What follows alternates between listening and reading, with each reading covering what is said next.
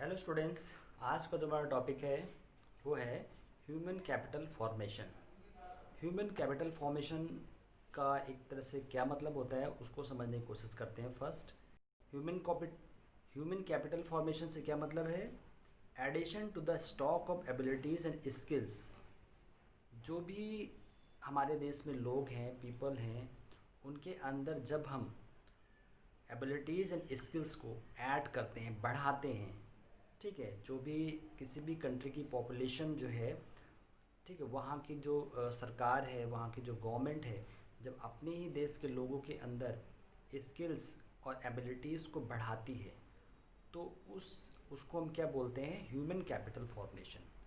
ठीक है, last class में जैसे हमने बात की थी ह्यूमन कैपिटल की। ह्यूमन कैपिटल क्या है कि एक तरह से उस देश की एक वो एसेट्स, वो कैपिटल, वो नॉलेज, वो स्किल्स, वो एबिलिटीज़ जो लोगों में होती है, ठीक है, हम उसको कैपिटल क्यों बोलते हैं? क्योंकि हम उसका यूज़ करके देश की इकोनॉमिक को ठीक करते हैं, देश की इकोनॉमिक ग्रोथ को बढ़ाते हैं, देश के डेवलपमेंट्स में उसका यूज़ करते हैं, इसलिए हम उसको कैपिटल बोलते हैं। कैपिटल का काम क्या होता है?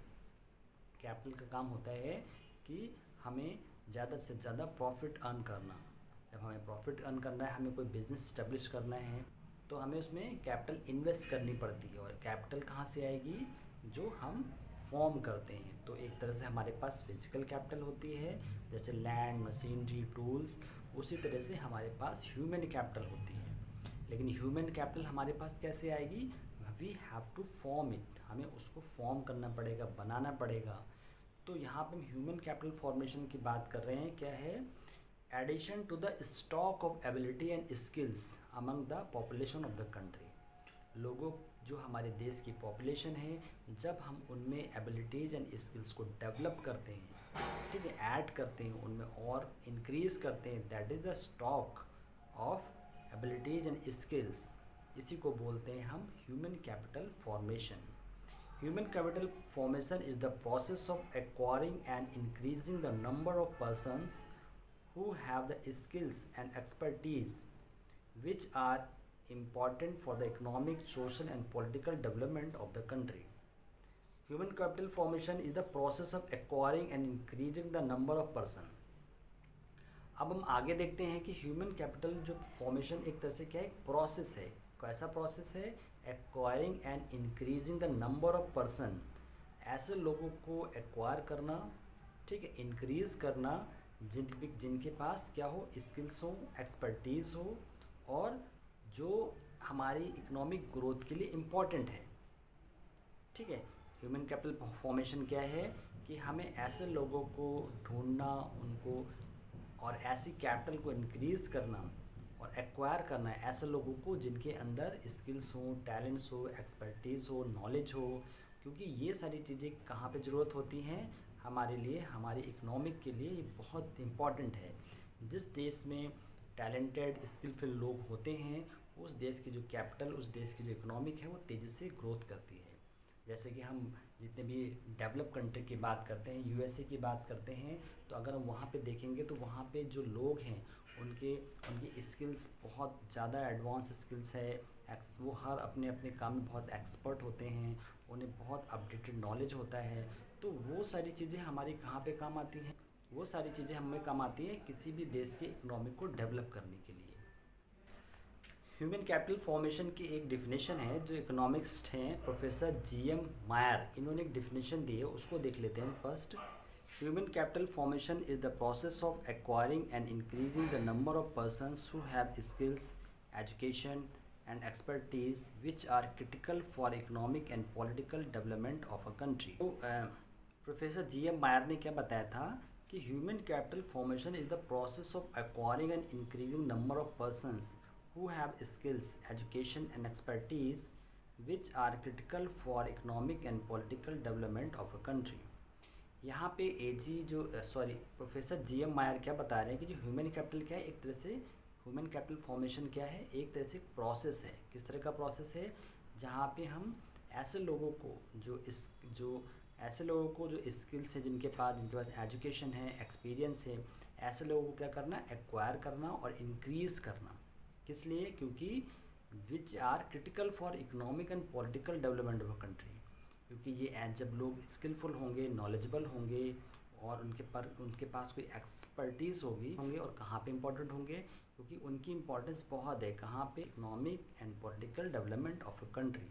किसी भी कंट्री की economic and social and political development के लिए हमें ऐसे लोगों की ज़रूरत पड़ती है जो स्किलफुल हो, नॉलेजेबल हो एंड एक्सपर्ट्स हों।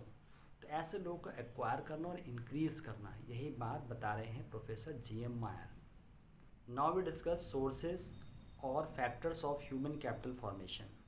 अब हम देखते हैं जो ह्यूमन कैपिटल फॉर्मेशन है वो हम उसका क्या सोर्स हैं या कौन से फैक्टर्स हैं जिनके थ्रू हम ह्यूमन कैपिटल को फॉर्म कर सकते हैं, इंक्रीज़ कर सकते हैं, एक्वायर कर सकते हैं।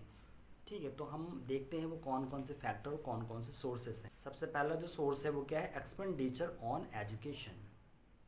ठीक है, एजुकेशन जैसे कि हम जानते हैं, अगर हमें अपने देश की जो जनरेशन है, जो हमारे देश के लोग हैं, अगर हम चाहते हैं कि उनके अंदर जो स्किल्स, नॉलेज, एजुकेशन को डेवलप करना चाहते हैं, then the government have to make huge investment on education. Investment in education is considered as one of the main source of human capital. ठीक है, अगर गवर्नमेंट चाहती है कि जो कंट्री के जो पॉपुलेशन है वहाँ के लोग स्किलफुल हों, नॉलेजेबल हों, एक्सपर्ट्स हों, तो उसके लिए एक एजुकेशन में बहुत ज़्यादा इन्वेस्टमेंट करना होगा। Expenditure on education is very important source of human capital formation because it increase efficiency and skill of human capital. क्योंकि जब हम लोगों की एजुकेशन पे इन्वेस्ट करेंगे, नए स्कूल्स हैं, कॉलेजेस हैं, ट्रेनिंग सेंटर्स हैं, इनमें इन्वेस्ट करेंगे तो क्या होगा, हम लोगों की इफ़िशियंसी बढ़ा सकते हैं। और इफ़िशियंसी बढ़ाएंगे तो उनकी स्किल बढ़ेगी, उनका नॉलेज बढ़ेगा, तो वो हमारे लिए हमारी इकोनॉमिक ग्रोथ में बहुत ज़्यादा हेल्प कर सकते हैं। अगर कोई पर्सन, कोई व्यक्ति जब एजुकेशन पे इन्वेस्ट करता है तो ये उसी तरह ही होता है जिस तरह की वो कैपिटल पे इन्वेस्ट करता है, कैपिटल गुड्स पे इन्वेस्ट करता है। अगर कोई कंपनी ये चाहती है कि वो अपने प्रॉफिट्स को इंक्रीज़ करना चाहती है तो वो क्या करती है, नई मशीनरी पे इन्वेस्ट करना, टेक्नोलॉजी इम्प्रूव करना, ठीक है, रॉ मटेरियल्स को इम्प्रूव करना। तो उसी तरह एक तरह से देखा जाए तो same investment we have to do in education also. हम मशीनरी, टूल्स, लैंड्स, बिल्डिंग्स पे एक्सपेंडिचर्स करते हैं कि हमारा प्रॉफिट इंक्रीज हो सके, उसी तरह हम ह्यूमन कैपिटल पे भी इन्वेस्टमेंट करते हैं या एजुकेशन में इन्वेस्टमेंट करते हैं, जिससे कि हमारी जो एफिशिएंसी इम्प्रूव हो जाए, लोगों की एफिशिएंसी इम्प्रूव होगी तो उससे क्या होगा, हमारे ही जो प्रॉफिट्स होंगे वो बढ़ेंगे और हमारे जो इकोनॉमिक ग्रोथ होगी तेज़ी से। ठीक है, तो लोग क्या करते हैं, इसी तरह लोग भी अपनी एजुकेशन में इन्वेस्ट करते हैं, जो कोर्सेस होते हैं वो करते हैं, अपने अंदर वो नॉलेज, वो स्किल्स को इम्प्रूव करते हैं, जिससे कि वो अपनी इफ़िशियंसी को इम्प्रूव कर सकें और उससे उनकी कैपेसिटी बढ़े और उनकी इनकम बढ़ने लगे। Next, expenditure on health. किसी भी देश की जो ह्यूमन कैपिटल को फॉर्म करने के लिए ये भी बहुत ज़रूरी है कि वहाँ के लोगों की हेल्थ अच्छी होनी चाहिए, क्योंकि लोग किसी कंपनी की, किसी देश के लिए तभी काम आ सकते हैं जब वो हेल्दी हों, क्योंकि हम उनकी एफिशिएंसी को तभी बढ़ा पाएंगे जब वो हेल्दी होंगे, और हेल्दी होने से ही वो हमारे भी अच्छी तरह से, हेल्दी होने से लोग किसी देश के लिए भी काम आ सकते हैं और ख़ुद की इनकम भी बढ़ा सकते हैं। तो expenditure on health is also a very important part to improve the efficiency of people और improve the human capital of a country. ठीक है, इसमें हम कौन कौन से इन्वेस्टमेंट कर सकते हैं, कहाँ कहाँ पे एक्सपेंडिचर हो सकते हैं, जैसे प्रिवेंटिव मेडिसिन्स, वैक्सीन्स होती हैं, उनको इम्प्रूव करना, उनको ज़्यादा से ज़्यादा बनाना, जिससे कि लोगों को रोगों से और डिजीज़ से बचाया जा सके। Curative medicine, medical intervention during illness, फिर लोगों की जो बीमारियों के टाइम पे जो ज़रूरी होते हैं क्यूरेटिव मेडिसिन होती हैं, उनको से ज़्यादा उनको इन्वेंट करना, उनकी रिसर्च एंड डेवलपमेंट करना, जिससे कि लोगों को उनकी बीमारी के दौरान उनको जल्दी से ठीक किया जा सके। Provision of clean drinking water, फिर क्योंकि एक जो लोग होते हैं, ह्यूमन होते हैं, उनके लिए शुद्ध वाटर, क्लीन वाटर होना बहुत ज़रूरी है। एक वर्किंग कंडीशन ऐसी हो जहाँ पे लोगों को पानी और शुद्ध पानी मिले, जिससे कि वो अच्छे से काम कर सकें और जल्दी जल्दी बीमार ना पड़े। गुड सैनिटेशन फैसिलिटीज़, और साथ साथ एक ऐसी सैनिटेशन फैसिलिटीज़ होनी चाहिए जिससे कि उनको किसी भी तरह के कोई बीमारी, कोई रोग उनको न लग पाए और वो ज़्यादा समय तक काम कर सकें और उनकी इफ़िशियंसी को हम मेंटेन रख सकें।